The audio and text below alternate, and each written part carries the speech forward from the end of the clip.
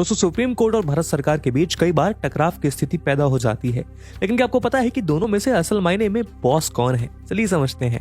देश को असल में 3 ब्रांचेस चलाती हैं, लेजिस्लेटिव, एग्जीक्यूटिव और जुडिशरी।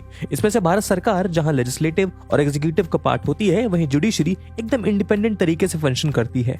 भारत सरकार का काम होता है लेजिस्लेशन के थ्रू लॉ बनाना और एग्जीक्यूटिव के थ्रू पॉलिसीज को इंप्लीमेंट करना। इन दोनों ही कामों से जुडिशरी का कोई लेना देना नहीं होता। लेकिन अगर भारत सरकार का कोई भी डिसीजन अनकॉन्स्टिट्यूशनल है तो सुप्रीम कोर्ट के पास ये पावर है कि वो उस डिसीजन को नल एंड वाइड डिक्लेयर कर सकती है। इसके साथ ही सुप्रीम कोर्ट कॉन्स्टिट्यूशन की भी गार्जियन होती है और वो मेक श्योर करती है कि इंडियन कॉन्स्टिट्यूशन का बेसिक स्ट्रक्चर चेंज नहीं होना चाहिए। दूसरी तरफ गवर्नमेंट के पास पावर है लॉ मेकिंग की। इस वजह से सुप्रीम कोर्ट के डिसीजन को लॉ बनाकर ओवरटर्न किया जा सकता है। इसका सबसे बड़ा एग्जांपल है 1978 का शाहबानो केस। इसमें सुप्रीम कोर्ट के फैसले को लॉ बनाकर राजीव गांधी गवर्नमेंट ने ओवरटर्न कर दिया था। टकराव की स्थिति पैदा होने का बहुत बड़ा कारण यह भी है कि सुप्रीम कोर्ट कई बार अपने ज्यूरिसडिक्शन से बाहर जाकर भी केसेस को एक्सेप्ट करती है। उदाहरण के लिए भारत सरकार द्वारा पास किए गए फार्म लॉस को सुप्रीम कोर्ट में चैलेंज किया गया और उस पर सुनवाई हुई।